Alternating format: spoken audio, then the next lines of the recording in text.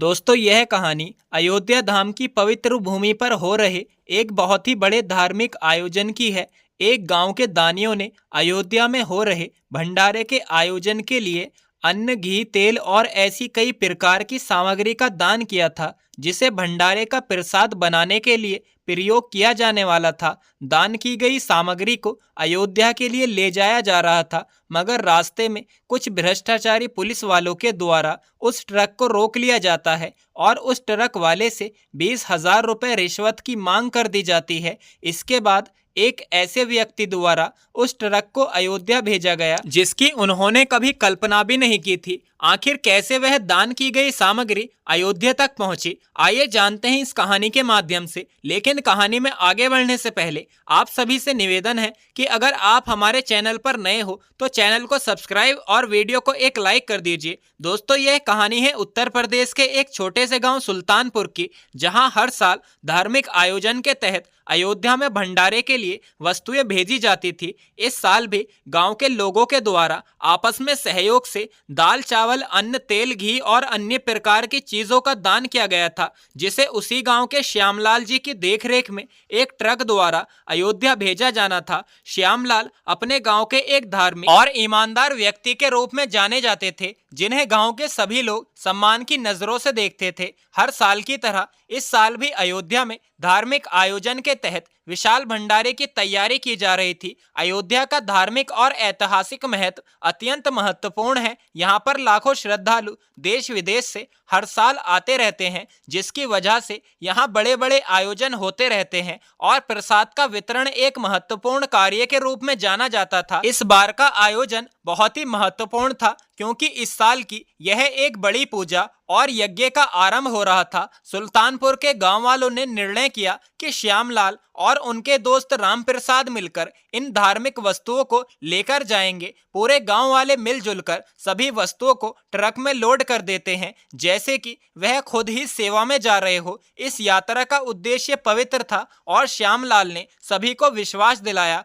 कि वह वस्तुओं को सुरक्षा के साथ समय पर पहुंचा देंगे। सवेरा होते ही श्यामलाल और उनके साथी राम प्रसाद जी ट्रक लेकर अयोध्या की यात्रा के लिए चल दिए। गांव से बाहर निकलते ही रास्ते में हरियाली और शांत वातावरण को महसूस करके उनके मन को एक अजीब सी शांति का आभास हुआ। वह अयोध्या की ओर बढ़ रहे थे। यात्रा लंबी थी, लेकिन धार्मिक उद्देश्य ने उनके आत्मबल को बनाए रखा। श्यामलाल और उनके साथी गांव से निकलकर कुछ दूरी तय करने के बाद जब एक बड़े से शहर के किनारे पहुंचते हैं, तो एक वहां उन्हें पुलिस चेक पोस्ट दिखाई देता है। श्यामलाल ने चेक पोस्ट देखकर ट्रक की रफ्तार धीमी कर दी और श्यामलाल यही सोच रहे थे कि यह सामान तो अच्छे नेक काम के लिए जा रहा है, पुलिस वाले इन्हें कुछ नहीं कहेंगे और सामान्य जांच करके इन्हें जाने दिया जाएगा। ट्रक को रोकने के बाद पुलिस वाले श्यामलाल से कुछ भी नहीं कहते। वह पहले जाकर ट्रक के अंदर देखते हैं। उन्होंने देखा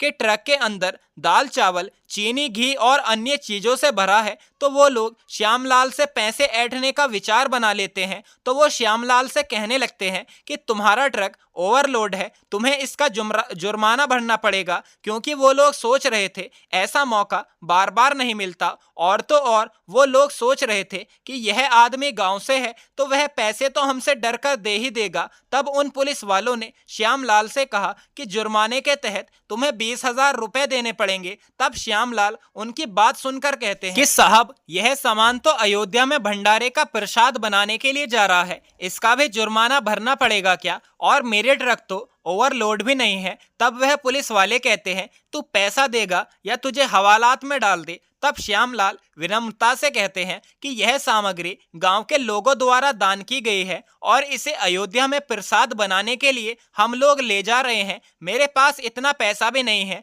और मैं रिश्वत देने के खिलाफ भी हूँ। पुलिस वालों ने श्यामलाल की बात का कोई सही जवाब नहीं दिया और दबाव देकर कहने लगे कि बिना पैसे दिए तुम्हें यहाँ से जाने नहीं देंगे, और अगर तू ऐसे नहीं मानेगा तो हमें बड़े साहब को बुलाना पड़ेगा और तेरे ऊपर अवैध कारोबार का झूठा केस दर्ज करके मुकदमा चलाया जाएगा और तेरी जिंदगी जेल में ही बीतेगी। पुलिस वालों का ऐसा बर्ताव देखकर श्यामलाल को समझ आ गया था कि यह सिर्फ एक सामान्य जांच नहीं बल्कि रिश्वत और भ्रष्टाचार का मामला दिख रहा है। श्यामलाल के साथ बैठे उनके साथी भी डरने लगे कि कि अगर वह लोग समय से अयोध्या नहीं पहुंचे तो गांव वाले उनके ऊपर लाछन लगाने लगेंगे और उनका धार्मिक कार्य अधूरा रह जाएगा। उसके बाद श्यामलाल के दोस्त ने कहा, भाई थोड़ा पैसे देकर मामला सुलटा लो, इन भ्रष्टाचारियों के मुंह लगना बेकार है और हमें तो आयोजन को सफल बनाना है। श्यामलाल ने रामप्रसाद की बात सुनी और कहने लगे, हम आज अगर इनके सामने झुक गए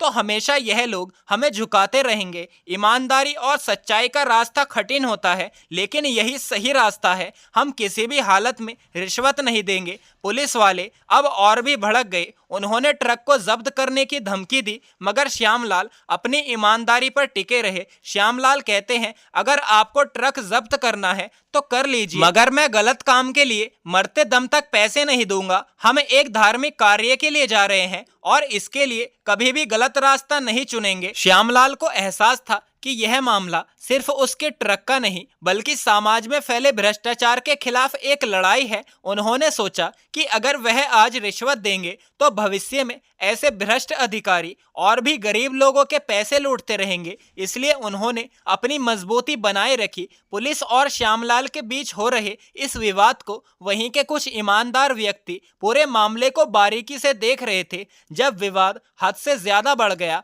तो वहां के लोगों से रहा नहीं गया। तब वह लोग वहां हो रहे विवाद के बीच इकट्ठा हो गए और उन्होंने देखा कि पुलिस ट्रक को रोकी हुई है और एक गांव के ईमानदार व्यक्ति से रिश्वत मांग रही है। उसके बाद वहां के स्थानीय लोगों ने श्यामलाल का साथ देना शुरू किया। अब पुलिस वालों के ऊपर दबाव बढ़ने लगा था। अब बढ़ती भीड़ को देखकर और पुलिस वालों के खिलाफ उनकी नाराजगी देख पुलिस वाले भी घबराने लगे और अब पुलिस वालों को लग रहा था कि अगर मामला आगे बढ़ गया तो उनकी नौकरी खतरे में हो सकती है। मगर उनके अंदर का लालच नहीं जा रहा था। वह पुलिस वाले सोच रहे थे कि कुछ ही समय के बाद यह स्थानीय लोग अपने अपने काम पर चले जाएंगे, फिर हम लोग ट्रक वाले से पैसे वसूल लेंगे। तब वहीं के एक स्थानीय व्यक्ति ने चुपके से श्यामलाल का मोबाइल मांगा और स्थानीय पत्रकार को वहां हो रही घटना की पूरी जानकारी दे दी। वहां के पत्रकार कुछ ही समय में घटना स्थल पर पहुंच जाते हैं और पहुंचते ही फौरन उन पुलिस वालों से सवाल करने लगते हैं। उन पुलिस वालों को उनकी बातों से कोई फर्क नहीं पड़ रहा था। वह लोग सोच रहे थे कि नेताओं को कुछ पैसे खिलाकर मामले को रफा दफा कर लेंगे, मगर कहते हैं ना कि अगर कोई सच्चा इंसान मुसीबत में फंसता है तो ईश्वर ही उसे उस संकट से निकालता है। तभी उस रोड पर सैकड़ों की लाइन में बड़ी बड़ी गाड़ी आती हुई दिखाई देती है। वह पुलिस वाले समझ नहीं पा रहे थे कि यह किसकी रैली आ रही है। जब वह सभी गाड़ियां थोड़ा नजदीक पहुंचती है तो हेडक्वार्टर से खबर आई कि वहां पर बहुत ही बड़े पदाधिकारी की गाड़ी आ रही होगी, तुम लोग उनकी सुरक्षा के लिए तैनात रहना। मगर उन्होंने उन पदाधिकारी का नाम नहीं बताया। तभी सभी गाड़ियां चेक पोस्ट पर आकर रुक जाती है और गाड़ी के अंदर से स्वयं योगी जी देख रहे थे कि चेक पोस्ट पर इतनी भीड़ क्यों लगी है। तो वो खुद गाड़ी से बाहर निकले और उस भीड़ में जाकर पूछताछ करने लगे। योगी जी को देख उन पुलिस वालों के पसीने छूटने लगे और योगी जी ने पूछा कि यहाँ भीड़ यह क्यों इकट्ठा हुई है। तब श्यामलाल उनसे शुरू से लेकर आखिरी तक सब कुछ बातें बता देता है और कहने लगता है कि दान की गई चीजों के यह लोग मुझसे 20,000 रुपए रिश्वत के मांग रहे हैं। श्यामलाल की बात सुनकर योगी जी तुरंत अपने सहकर्मियों को आदेश दिए कि मीडिया वालों को तुरंत बुलाया जाए। उनके आदेश के अनुसार मीडिया वालों को मौकाए वारदात पर तुरंत बुलाया गया। मीडिया के पहुंचते ही पुलिस वालों की हालत और भी ज्यादा खराब हो गई। पत्रकार ने कैमरे के सामने उनसे सवाल पूछा कि आप लोग पवित्र कार्य में रुकावट पैदा कर रहे हैं, क्या आप रिश्वत मांग रहे हैं? पुलिस वालों के पास अब उन सब सवालों का कोई जवाब नहीं था और वह घबराने लगे। मीडिया के सामने ही वह पुलिस वाले योगी जी के पैर पकड़कर अपनी गलती को स्वीकार करके गिड़गिड़ाने लगे। मगर योगी जी ने साफ कह दिया कि हमारे देश को तुम जैसे भ्रष्टाचारी लोगों की जरूरत नहीं है और तुम लोग इस वर्दी के लायक भी नहीं हो। मीडिया की रिपोर्ट तेजी से फैल गई और मामला उच्च अधिकारियों तक पहुंच गया। अधिकारियों ने तुरंत जांच के आदेश दिए और उन पुलिस वालों का इस्तीफा कराया गया। यह सब श्यामलाल और उनके साथी के लिए बहुत ही बड़ी जीत थी। उसके बाद योगी जी ने दान की चीजों से भरे ट्रक को सुरक्षा के साथ अयोध्या पहुंचवाया। श्यामलाल की ईमानदारी ने उन पुलिस वालों के आगे अपने आप को झुकने नहीं दिया और कहते हैं सच्चे मन से किया हुआ हर काम अपने मंजिल तक पहुंच ही जाता है, वैसे ही वो ट्रक अयोध्या पहुंच गया था। श्यामलाल ने बिना किसी समझौते के सत्य का साथ दिया और अंत में उनकी जीत हुई। अयोध्या पहुंचने के बाद श्यामलाल ने देखा वहां पर भंडारे का बहुत ही बड़ा आयोजन हो रहा था। लाखों की संख्या में श्रद्धालु वहां पहुंच चुके थे। श्यामलाल ने वहां के भंडारे का आयोजन करने वाली समिति से मुलाकात करके दान की सभी चीजें उस भंडारे के लिए अर्पित कर दी और भंडारे में उन्होंने श्रद्धालुओं के खाए हुए थाल को उठाकर पुण्य का काम भी किया। गांव वापस आते समय श्यामलाल ने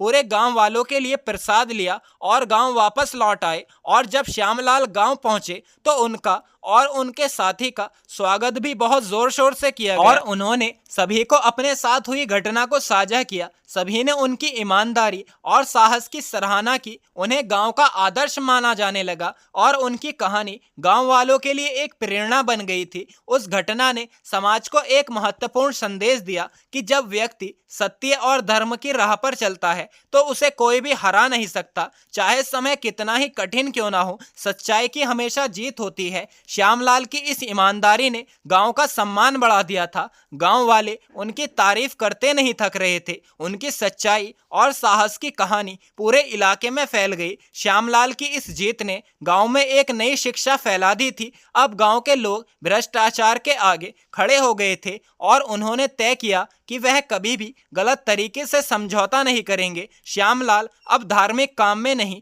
बल्कि सामाजिक कामों में भी उत्सुक रहते थे। उन्होंने अपने गांव में शिक्षा, स्वच्छता और स्वास्थ्य के क्षेत्रों में भी काम किया और श्यामलाल के अनुसार उस गांव में भंडारे का आयोजन हुआ और उसमें मुख्य अतिथि के रूप में योगी जी को बुलाया गया और भंडारे के दिन योगी जी वहां पर पहुंचे। गांव के सभी लोग उनकी उपस्थिति देखकर बहुत ही खुश हुए कि इतने बड़े पदाधिकारी उनके एक छोटे से गांव में आ पहुंचे थे। योगी जी उस गांव के विकास के लिए बहुत सारी योजनाएं भी बनाते हैं और तत्काल गांव के विकास के लिए अपने कर्मचारियों को आदेश देते हैं और भंडारा संपन्न होने के बाद उन्हें बहुत ही इज्जत और सम्मान के साथ विदा किया जाता है और श्यामलाल के गांव का विकास तीव्र गति से बढ़ने लगता है। श्यामलाल की ईमानदारी से आज उनके गांव में एक बहुत ही बड़ा परिवर्तन आया था जो कि उनके गांव के आसपास के गांव वालों के लिए एक मिसाल बन गया था। लोग उनकी ईमानदारी की कहानी सुनकर प्रेरित होते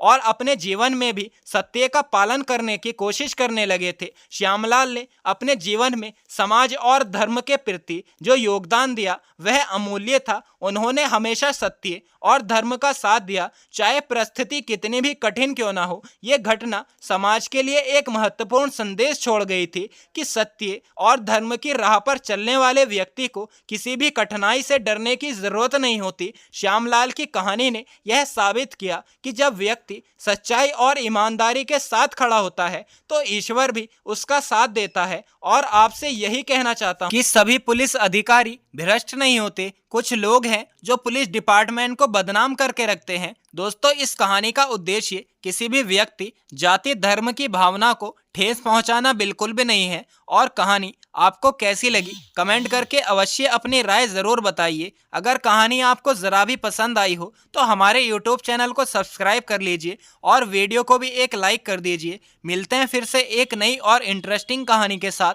तब तक के लिए धन्यवाद। जय हिंद, जय भारत।